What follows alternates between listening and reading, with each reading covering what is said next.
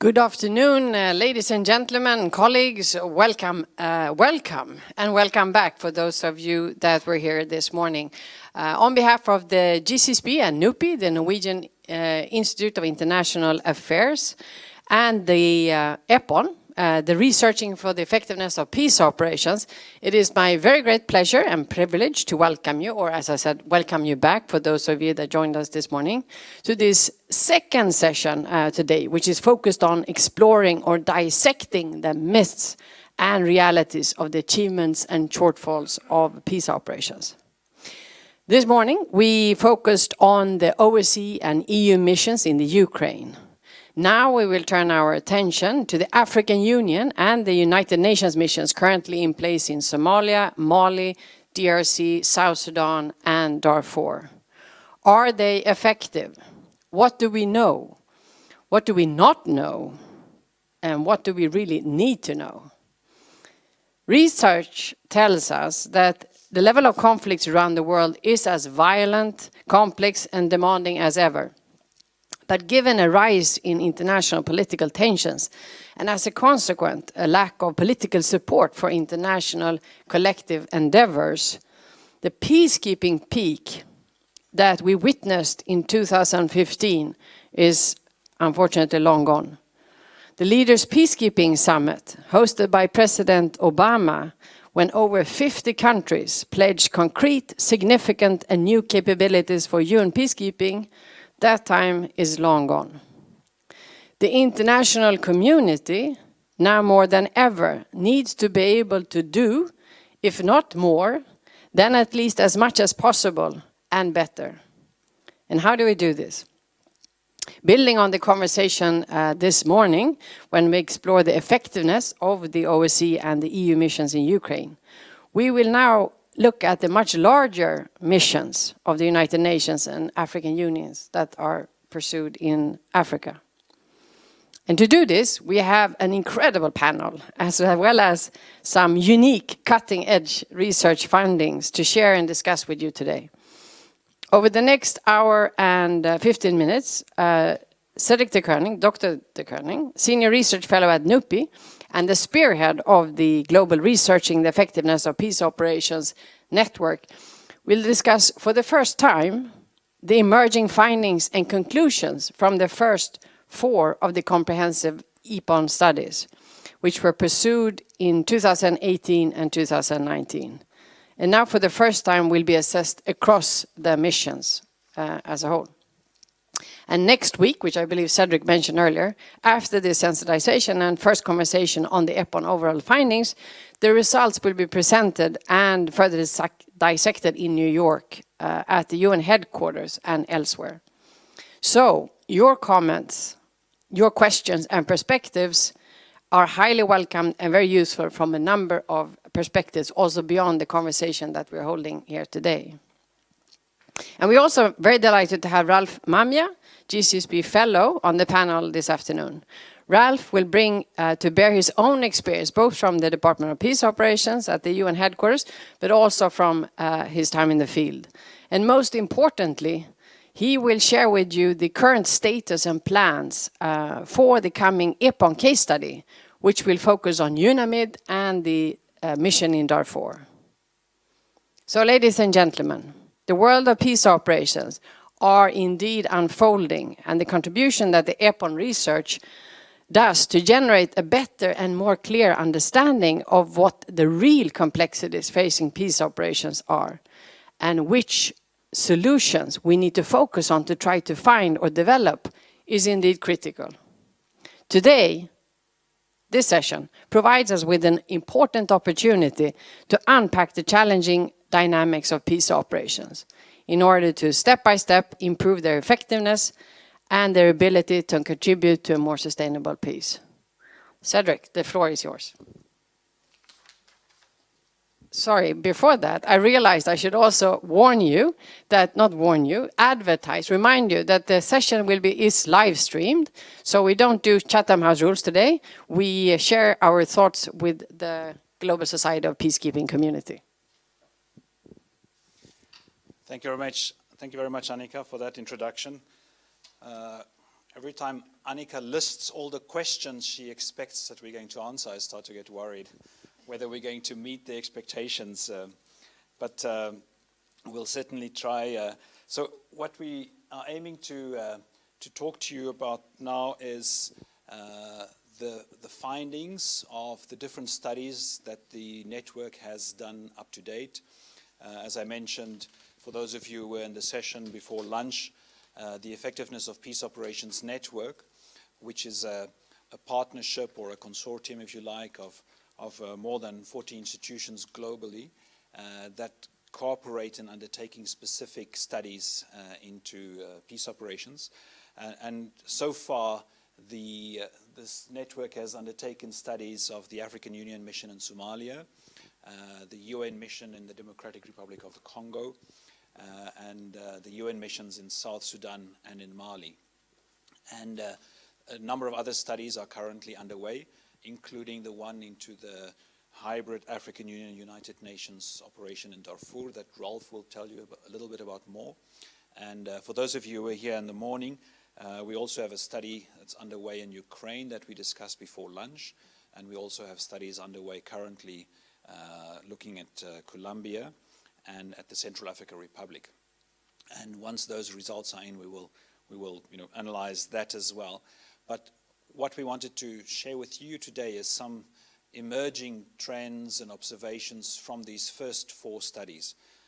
Obviously, it's quite early in the whole process. We've only done this 4 so far. But this 4 does cover 4 of the 6 large multidimensional peacekeeping operations currently underway. So I hope some of our findings, emerging findings, is useful. Maybe just a few words about what we're looking at in terms of our methodology before we get started. So first of all, what do we mean with effectiveness? What do we say when a mission, the impact of a mission, the value of a mission, the success of a mission? So we try to define effectiveness as the overall strategic impact of a peace operation, understood both as reducing conflict dynamics in the area of operation over a particular period of time, and taking into account the specific context and mandate and resources of that operation. So I think one of the things that we try to do is to look at each operation in its specific context, in its specific reality, as opposed to trying to look at a large number of missions across, let's say, a common set of indicators. So an EAPON study is then a strategic level assessment. So we are trying to understand this overall impact or value of the operation. So that's why we say strategic level assessment of the effectiveness of a specific operation, which reflects the complexity and of the objectives of the peace operation. We spoke earlier about how difficult it is to capture exactly how you measure the effectiveness of these operations, because different people will have different expectations.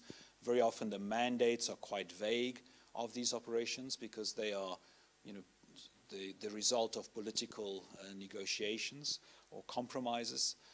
So that's what we mean when we talk about the complexity of the objectives of a peace operation, taking into account the means at its disposal and, of course, the environment within which those objectives are pursued. So that's our broad objective when it comes to these studies. Now, as I said, this is the objective for each specific study, and those studies I mentioned are all available on our website, so please do look at them. But I will now do the kind of overarching look across these studies. Also, just to touch base on the larger set of methodological or analytical tools that we use. For those of you who are not here this morning, perhaps 3 things. We look at the context. We look at the effects that the mission has produced, both in terms of conflict management, but also in terms of the contribution it makes to a larger or longer durable peace. And then we employ a number of explanatory factors. And this we do because over time we hope to develop a data set and we hope to compare the different studies across from each other. And some of those explanatory factors you'll also see popping up in my summary of trends and observations now. So these are the the points I'm going to touch on. I'm going to go into each of them, not in too much depth, but I'll touch on, this is the list of things we're going to cover. So first of all, I think it's significant to mention that all of these studies, so we looked at Somalia, Congo, and Mali, that in all three these cases, these missions have made a significant contribution to preventing large-scale violent conflict or even civil war. In all three of these cases, based on the interviews and assessment we've done, people across the board, across the different stakeholder communities, if you like, had a sense that the situation would have been much worse if these operations were not there, that the likelihood of a much more significant violent conflict is very high without the presence of these operations, and are also very high if these operations were to be withdrawn, that there's a very high likelihood that the level of violence will increase, which means that these missions are having some kind of a deterrent or preventive effect whilst they are there. UNMISS, the United Nations mission in South Sudan, is perhaps the exception of these three that I mentioned, in the sense that it clearly did not have enough of a deterrent effect to prevent the outbreak of the civil war in 2013 and again the relapse in 2016. But even there's a general sense that, you know, if that mission were to be withdrawn today, that there would be a higher risk of an escalation of violent conflict. So even that mission seems to be having some form of preventative or deterrent effect. And of course, in addition to the 200,000 or plus people that it has protected in the protection of civilian sites during the past number of years. So two things there, just to perhaps end off on that particular point, is that in the three missions I mentioned in Somalia, in the Congo, and in Mali, communities at risk express a wish to have a UN presence there. So their assessment of the situation is that a UN presence nearby or close to their communities will increase, or rather will decrease the risk of violent conflict in those communities.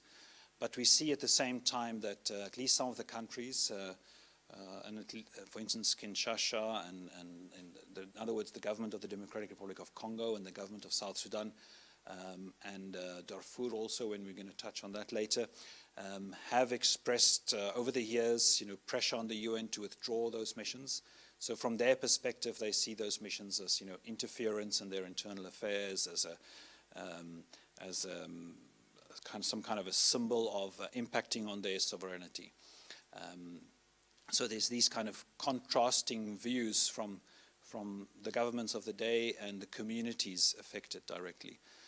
In both the case of the Congo and Darfur or Sudan, maybe the opinions of the government is slightly more nuanced now that there are new governments in place in both those capitals. And the message has maybe been, in the last few months, have been slightly different than their predecessors. But that's maybe the general interesting difference to look at there, how these missions and their contribution is perceived by the governments versus some of the people affected by the conflict.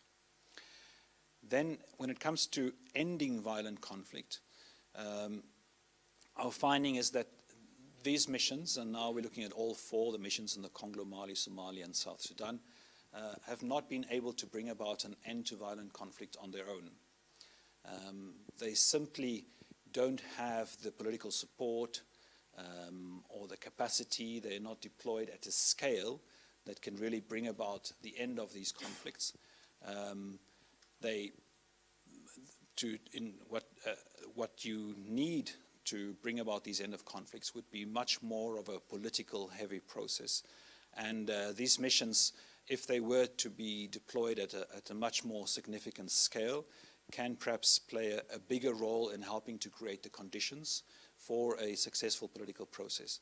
But on their own, they are not able to do so, which is interesting because very often we do judge these missions on whether they have been able to bring about an end to violent conflict or not. And I think our sense is that that's simply not realistic at the scale and scope with which these missions are deployed at present. We have a somewhat similar finding when it comes to protection of civilians. We feel that these missions have not met, both locally on the ground and internationally, the expectations when it comes to protection of civilians.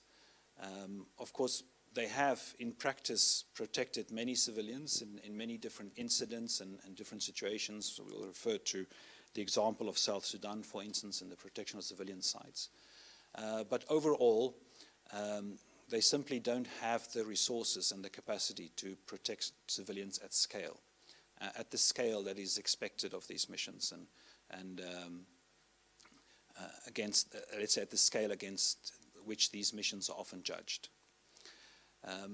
One thing that we did want to note and highlight so far is the important role of civilian protection. When we think of protection, we normally think of military and we think of security from a kind of physical protection perspective. But we thought that it's quite significant to see the degree to which various forms of civilian protection have made a significant contribution in these operations. And I'm now just talking about the operations, not the other forms of peace building and civil society and NGOs involved in this field. But when we just evaluate these operations, there's various actions undertaken at the level of local community, conflict resolution agreements, peace committees. I think good offices which these missions avail at local and national level in support of peace processes that contribute to protection of civilians. And specific things that stand out, I think especially the work of, for instance, the mission in the Congo in the area of child soldiers. The fact that the Congolese government no longer use child soldiers, and that several rebel groups have signed on and agreed to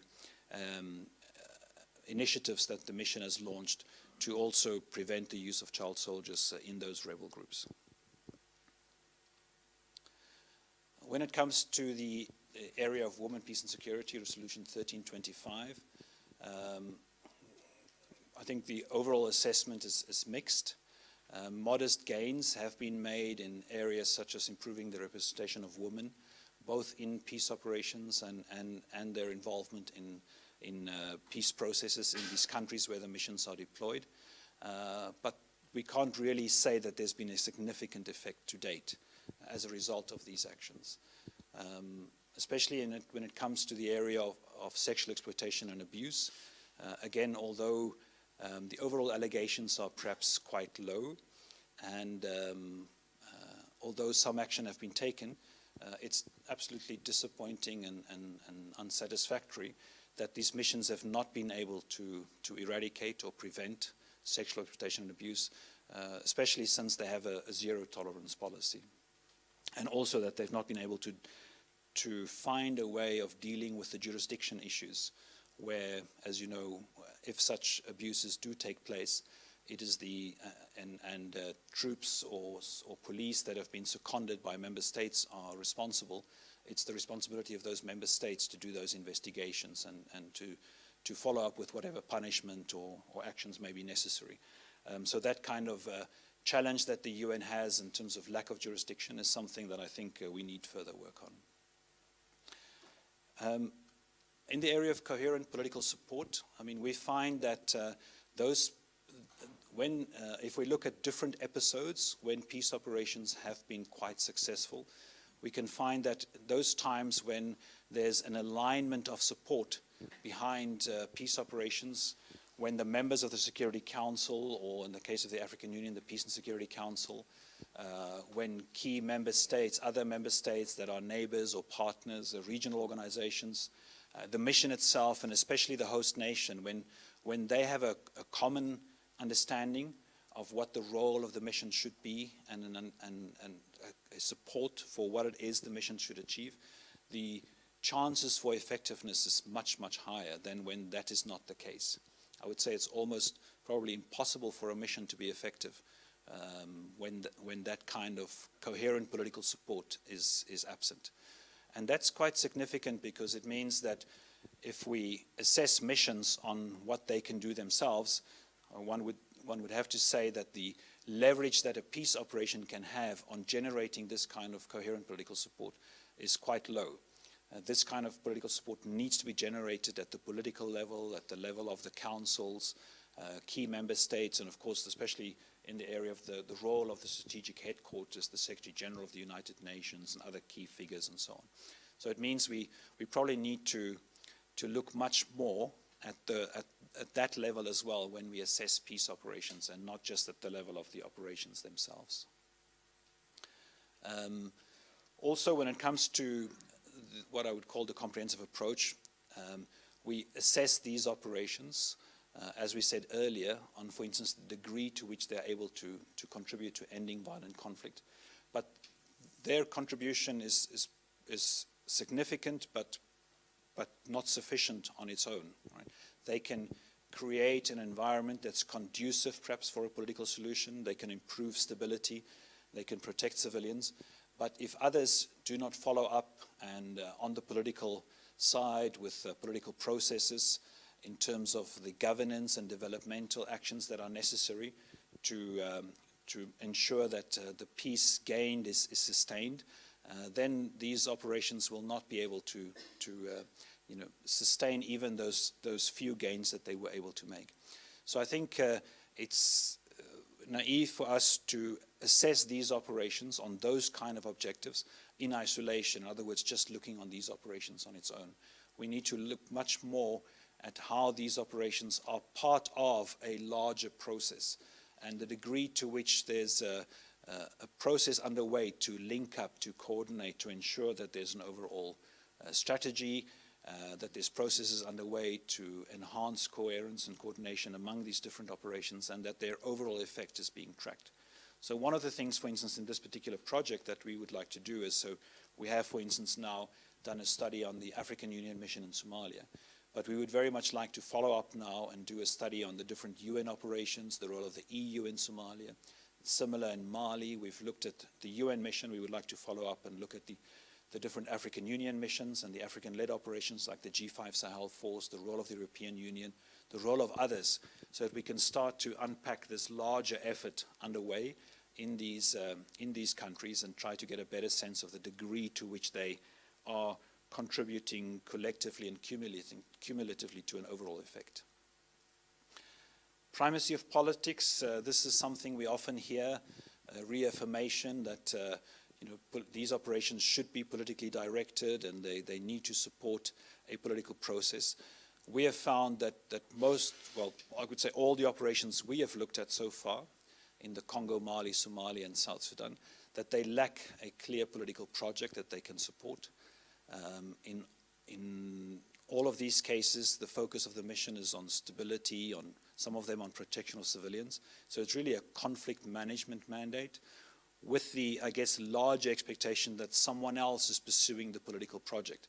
So in the case of the African Union mission in Somalia, the UN has the lead on the political project. In the case of, for instance, the UN mission in South Sudan, the regional organization IGAD and the African Union and others are playing a larger role on the political project, and the UN mission are supporting that process quite indirectly, I would say.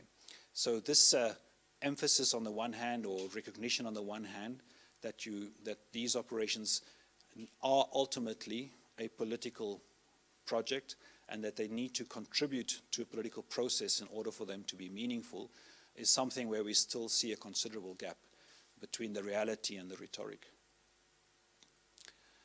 I think here as well we spoke about the fact that there's this distinction between conflict management and conflict resolution, and that I think the focus on conflict management, protection of civilian stability, often can actually have a negative effect on long-term settlement. So the degree to which these missions are actually successful in stabilizing the situation in, for instance, Mali, one could easily see how the more effective you are at stabilizing the operation, the less incentive there are for the political actors to find a kind of a solution, to find a political settlement, because they don't feel the pain, the suffering, the the need to find a political solution is somewhat alleviated. So I think the result is that we end up with operations like the mission in the Congo, like the mission in Somalia, that have been there for quite a long time, because there's a kind of a lack of a end state or exit strategy, because you're trapped in this conflict management process where you've managed to decrease the risk and the need for settlement. At the same time, you need to be there as long as the situation is not settled and as long as there's a level of violence that continues. So I think this is something we need to really look at in the future in terms of how to avoid getting into those kind of situations and what you need to do to get out of them. On the people-centered approach, this is again something that came quite strongly out of the UN High-Level Panel on Peace Operations, which called for UN peace operations especially to play much more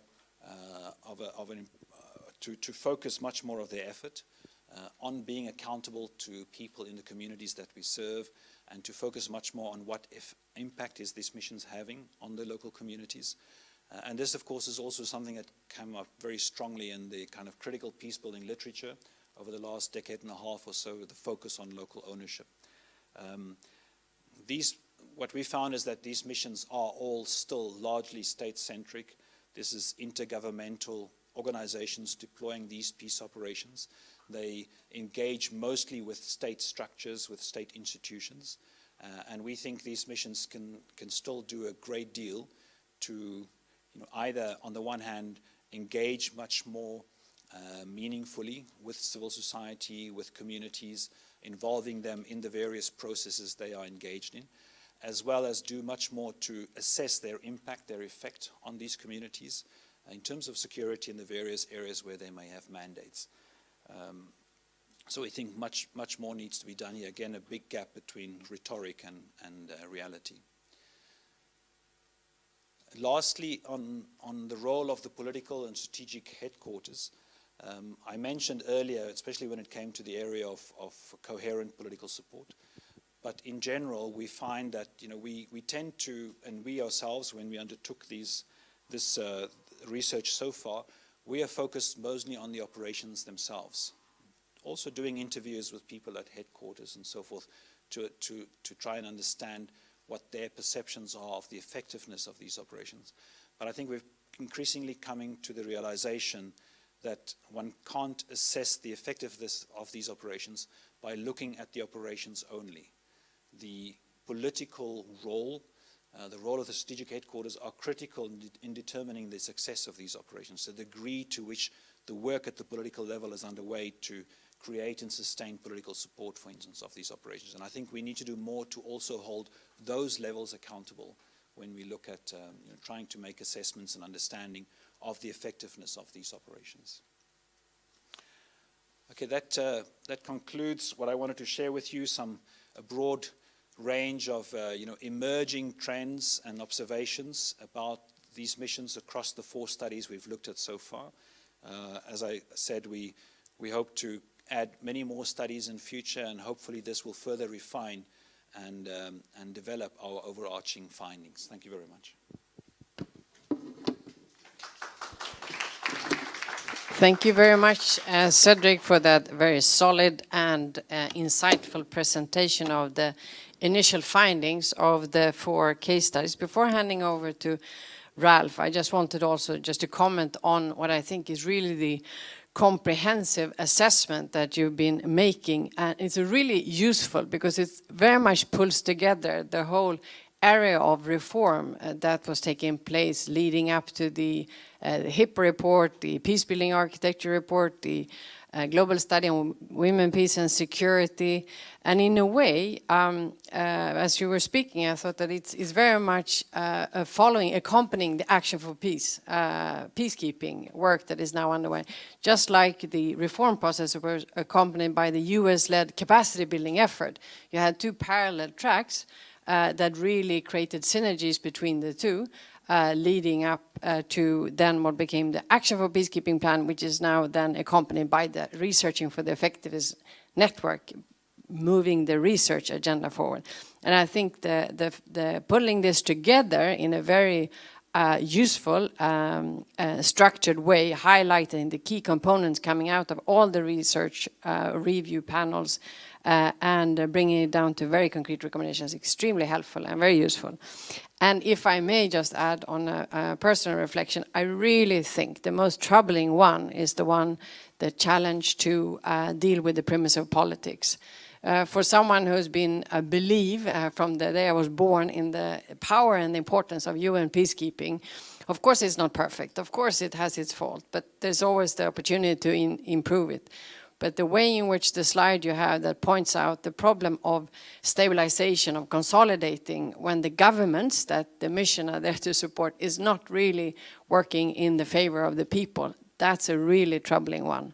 And how to find a way forward where we can support these people without putting the faith in governments that may not work for the people, as is the intention. But that was just a personal comment. Before the questions, I was thinking we take the both like we did in the last session. So we move forward with Ralph, if you agree, straight ahead, and then we'll have the conversation with everybody on the two different complementary presentations. Or any specific need for clarification on Cedric's? Okay, in that case, handing over to Ralph. Thank you so much, Annika. And that is a really great segue into a focused discussion on UNAMID. One of our largest peacekeeping operations. It was at one point by far the largest.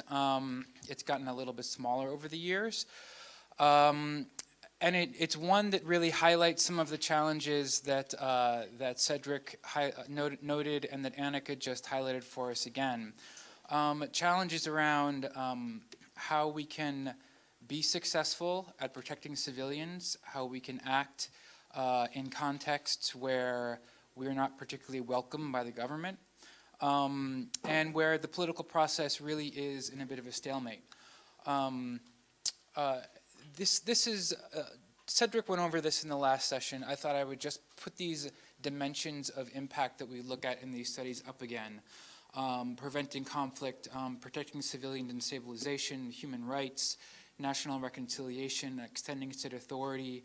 And obviously for UNAMID, you know, these two were some of its main mandates.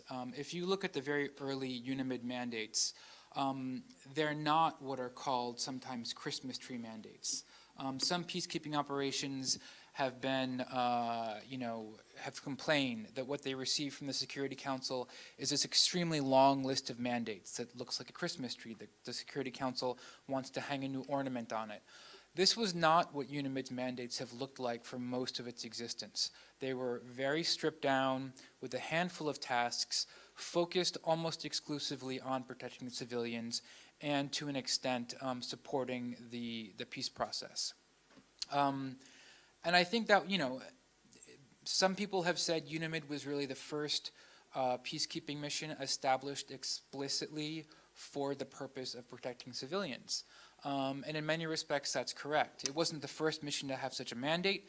It probably has not been the most effective mission when it comes to protecting civilians, but it was put there very much for that purpose. Also with the explanatory factors, as I just mentioned, national ownership, legitimacy, and we'll come back to these in a second. Political primacy and realistic mandates. A quick history of the conflict. You know, experts of Darfur, and I know that we have at least a few in the room, you know that this conflict goes back well before the 2000s. At least in the late 80s and through the 90s, you had conflicts between groups in Darfur that mirror the groups who continued to fight in the early 2000s. 2003, the conflict as we know it really began to take shape. It was at this point that around 2004, people in the international community, notably then Secretary of State Colin Powell and later his boss, President George W. Bush, both called what was going on genocide. That term was disputed, and a lot of discussion went around what kind of action was appropriate. An African Union mission was sent in 2005. They were armed but did not have a mandate to protect civilians. And eventually an agreement was reached to send in a full UN-headed peacekeeping operation. But part of the agreement on this peacekeeping operation was that it would be joint with the African Union. The government of Sudan very much objected to a purely UN blue-helmeted operation. And as part of the quite protracted negotiations, they got agreement to a mission that would have an African character, a predominantly African character. I think, part of what our study is going to look at is what impact this arrangement had on the mission. It's honestly something I don't want to make any, offer an opinion on, because I'm not actually sure. But having worked on the UN side of peacekeeping, I know that can be complex enough. Having to, work in a peacekeeping mission that is working, joined between two multilateral bodies is a whole additional set of bureaucracy, of coordination, and almost certainly led to some, at the very least, inefficiencies. At the same time, it also may have brought some serious benefits. Having a regional perspective, having the political backing of the African Union. So UNIMID deploys around 2007, 2008. That process itself took at least a year or two. Again, the government of Sudan eventually consented to UNIMID's deployment, and consent is a fundamental precept of peacekeeping. We did not send these peacekeepers in against the will of the government. At the same time, what consent may mean, behind closed doors in a Security Council negotiation can be very different than what we think consent means in everyday speech. Because the government of Sudan, I think at least during this period, did not consent in a manner that really facilitated access of the mission to deploy and to carry out much of its work. A lot of challenges were faced. We can discuss in a second. After UNIMID's deployment, in many respects, things settled down for a bit, but there was an increasing fragmentation of some of the quote Arab groups, what had been known as the Janjaweed. At certain points, they began fighting amongst themselves. Violence spiked again. In 2011, there was a second peace. In 2006 there was a peace agreement signed, the Darfur peace agreement. And in 2011, a second peace document was signed. This one was more elaborate. It called for a regional authority within Darfur. I think that despite the potential importance of both of these documents serve as a political foundation for the missions, they never really fulfilled that. The political buy-in of the parties, including the armed groups that signed them, was, and I don't think they ever got all of the armed groups on board the documents, posed significant challenges.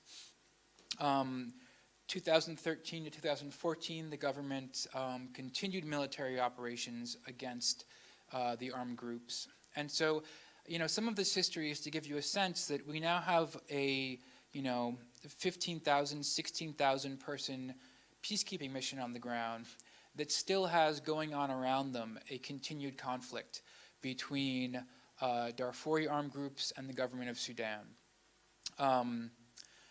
Now, 2018, to bring us sort of, and I'm obviously skipping a lot here, but this is the quick version. By 2018, we see protests begin in Atbara, a city in Sudan that then spread to the rest of the country, leading most recently to the removal of President Bashir and the establishment of a transitional council. That is where we are today. During that time, there has also been significant discussion of UNAMID's drawdown. In 2016 and 2017, the budgets for peacekeeping missions around the world were slashed significantly. In 2000, for the year 17, 18, I think it was over $1 billion it was cut by. This began under Obama, but was very much accelerated under the Trump administration. Obviously, though, the U.S. administrations are not the only ones who contribute to the peacekeeping budget, but they are the most significant contributor historically, and the U.S. has been a leader in supporting peacekeeping historically. So when their support was not forthcoming, there were few other countries willing to fill that gap. As part of that drawdown, I think that it was recognized there would have to be major cuts in some missions, and they looked at what missions were in operation, and they looked at which ones they thought were working and which ones weren't. And UNAMID looked like one that had really was just past its sell date. And they said that let's begin drawing down UNAMID, and the money we're saving with UNAMID means we don't have to cut as much in MONUSCO or in South Sudan. In DRC, there were elections coming up. South Sudan still had over 200,000 IDPs under peacekeeping protection. Mali was still, there's still a lot going on in Mali. So the idea was, and really still is in many respects, to begin the drawdown of UNAMID. In 2019, that drawdown was at least sort of temporarily, if not suspended, at least put on hold, given the current situation, which in many respects, of course, is optimistic. We have a new government, we have a civilian head of state, but there's a lot of uncertainty. There's a lot of uncertainty in Sudan and continued uncertainty in Darfur. And a moment like this, I think the Council recognized, is not one to pull your boots off the ground. Now, that brings us to the question of what has been the impact of UNAMID over all of these years. Again, this is the question we are going to be looking at over the next few months, so I don't want to prejudge any answers. Although, during discussion, if you have thoughts, I think that would be certainly an interesting topic of conversation. But looking at UNAMID, a mission that has been on the ground for over 10 years, does pose a few challenges when it comes to assessing impact. Here is a rough map of where IDPs were in 2007. Here is a similar map from 2017.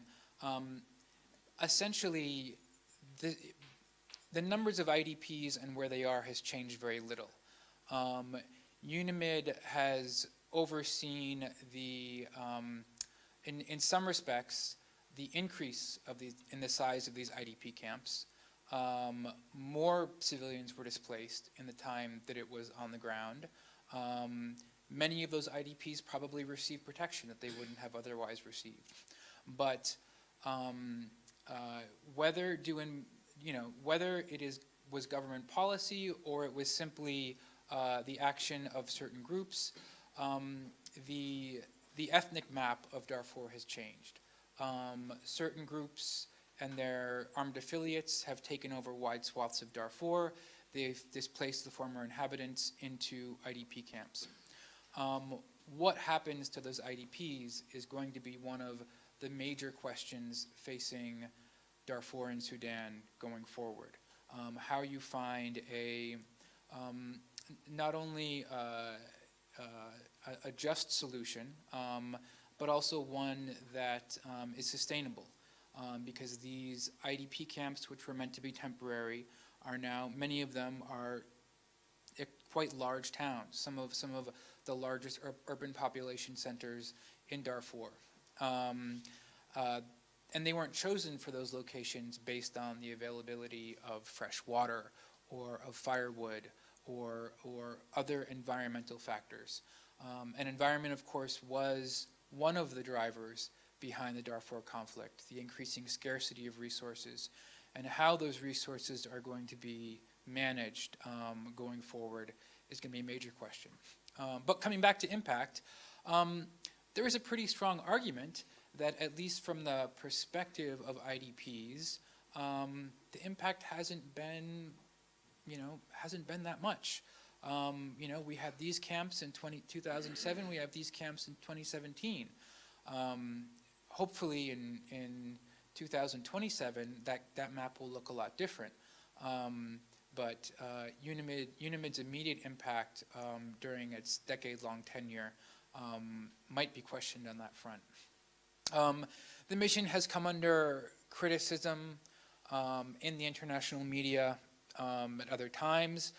Foreign Policy did a series on UNAMID as a mission that was set up to fail, essentially that Washington turned its back. Also that the mission was not effective politically or operationally. These are not critiques that are unique to UNAMID. Many peacekeeping missions at different points of their histories have undergone scandal, as will most large organizations that are around for 10 or 15 years. But UNAMID certainly has not had one of the greatest reputations amongst peacekeeping missions. At the same time, I think it's important to point out that when the issue of drawing down UNAMID came up, it also had significant advocates, particularly in the human rights community.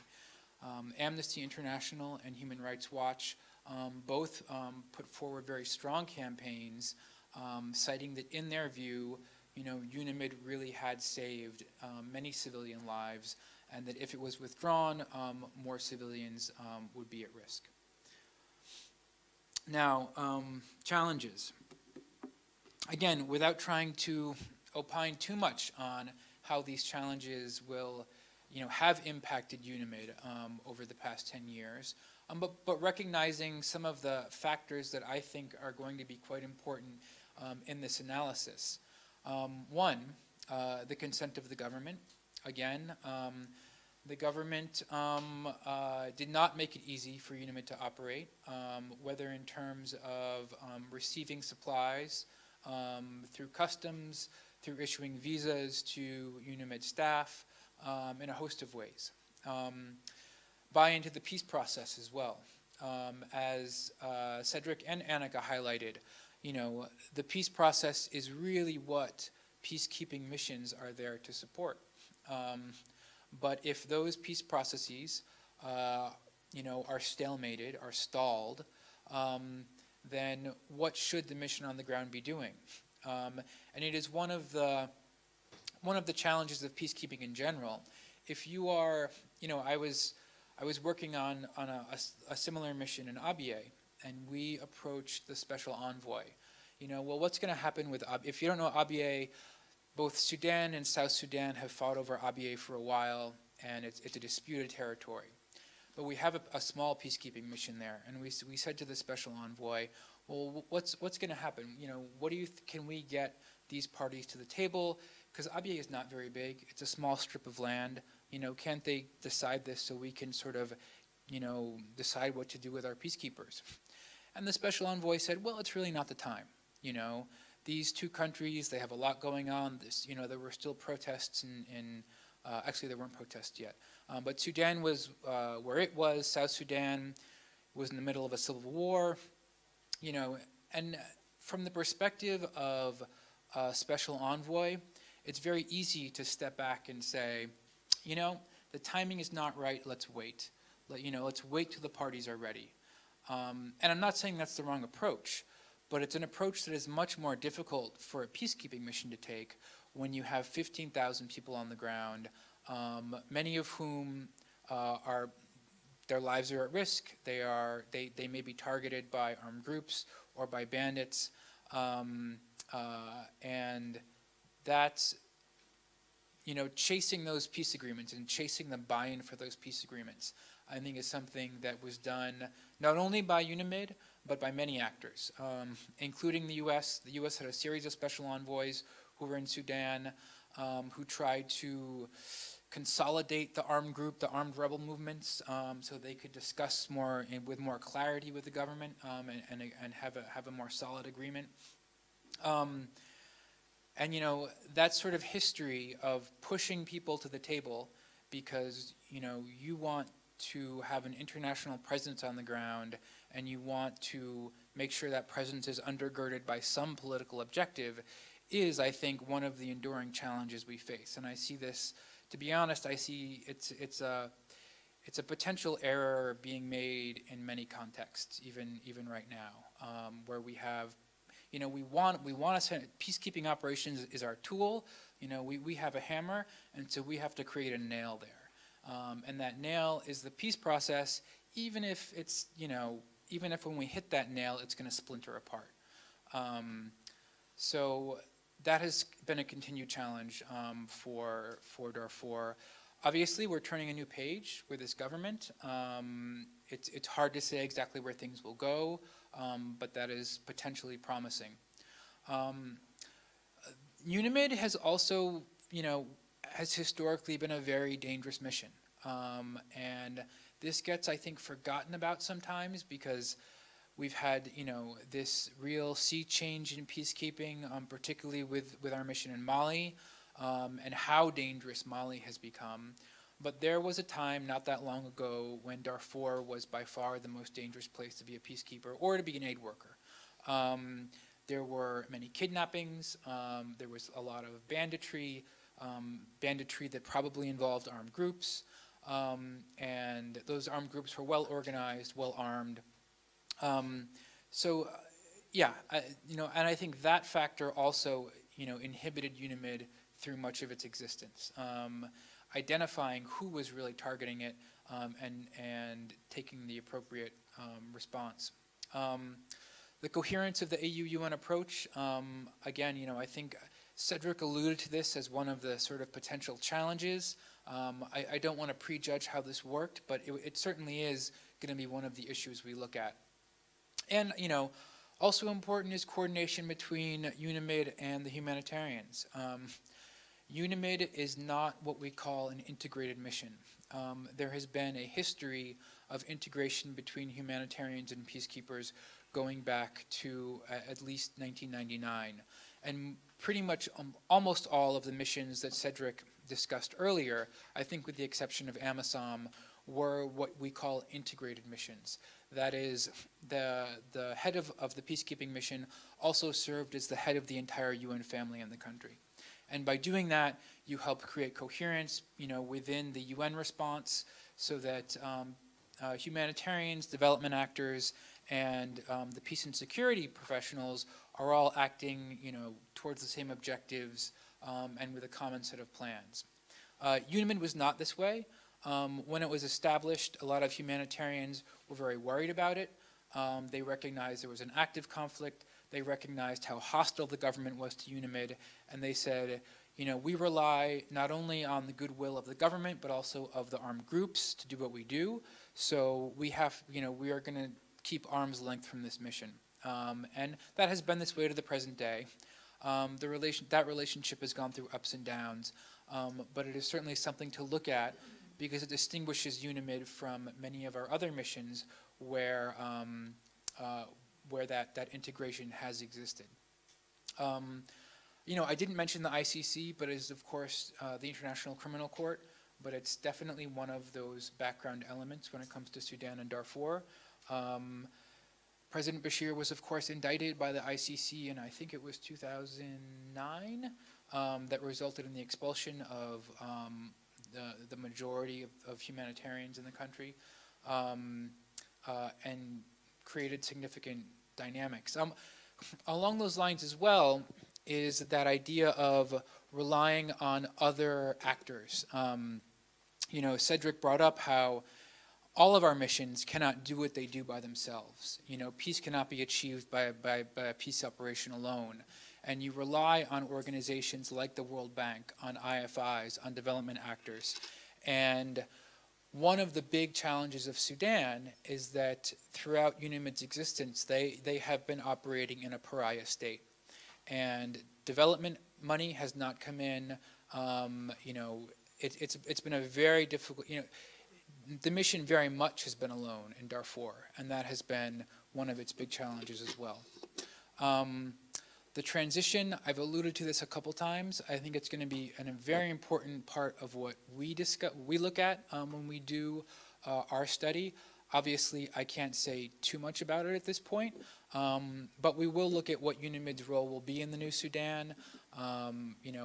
Should the drawdown continue and how quickly? How can some of its important roles be replicated, particularly around its political role, its protection role, and what lessons can we find from UNAMID for other missions? Missions that operate alongside governments that don't like them very much. Missions that operate potentially alongside regional organizations like the AU. I think that's about it. There's plenty more to discuss, but we can take it up in questions. So thank you. Thank you very much, Ralph, for this very clear and informative brief on the coming study of the UN mission in Darfur, UNAMID, and of course building on the findings that Cedric was presenting previous to this. And if I may just throw in there before we open up the floor for questions, of course, Ralph, you mentioned the issue of the environment, which was one of the parameters that are currently not as one of the key issues focused in the methodology. I would, of course, be interested in the age of Greta Thunberg and others, to what extent you see the environmental dimension kind of coming up more center of the studies that EPON is undertaking. So, but while you think about that one, I'll open up the floor for questions, comments, and so from our participants.